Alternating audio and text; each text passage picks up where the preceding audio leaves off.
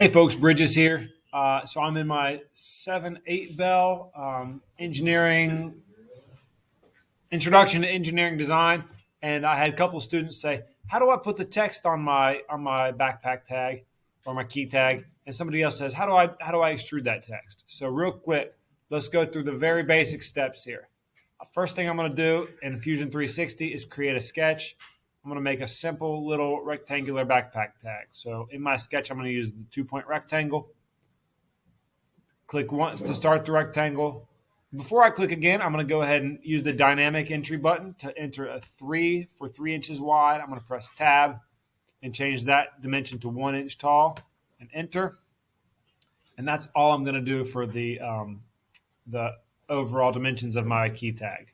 Next, I'm going to extrude that shape, and I'm going to extrude it back. And I don't need to go very far, maybe just like 0.25 inches, a quarter of an inch or so.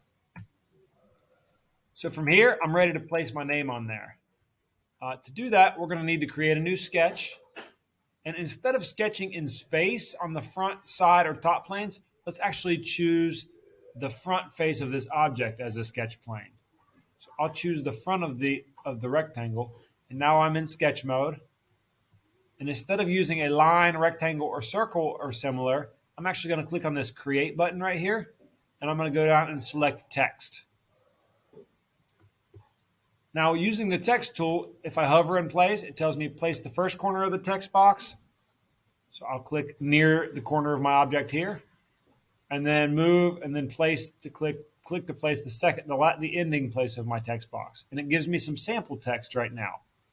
Okay, so whatever I type in the sample text area over here is going to show up. So I'm going to make it say, PLTW, for example. Well, that's great, but look, I want to make mine center align horizontally and also center align vertically. So it's right in the middle of the part. And then the next thing I can do is I can adjust the height of the size of my font essentially by changing this height right here. So 0.3937 is okay. Maybe if I tried 1 inch. Oh, that's too big. Maybe if I try like a 0.75 inches. Okay, that fits pretty nicely, doesn't it? So I'll say okay.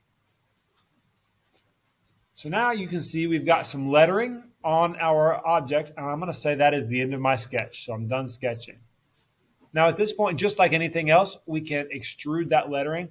Here's a little quick tip. I like to select the letters first and then click on extrude, and it'll pull out all of the text at the same time.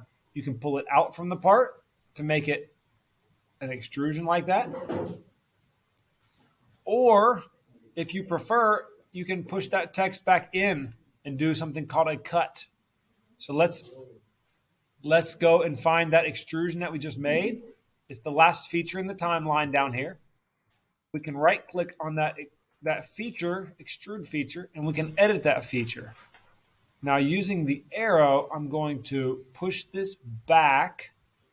Oh, look, it's not letting me push it back any further than it is. So here's what I'm going to do.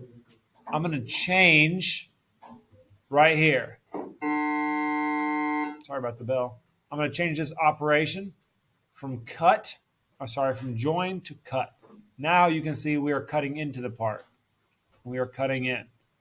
Now I want to caution you, if you cut all the way through the part like I'm doing right here, hey, go sit down, man. If you're cutting all the way through the part like we're doing right here, I would caution you not to do that. Can you tell why?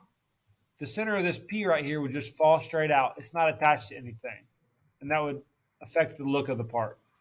So if it were me, again, I'm gonna edit this feature, and instead of pushing it all the way back, okay, maybe go like halfway into the part. If you recall, my part thickness is a 1/4 inch, so let's make this distance go in maybe like 1/8 of an inch, and I can do a 1 slash. Oh, it's telling me that it's coming out. That's not good. I actually want to make it a negative 1/8, so minus 1/8. That's a fraction.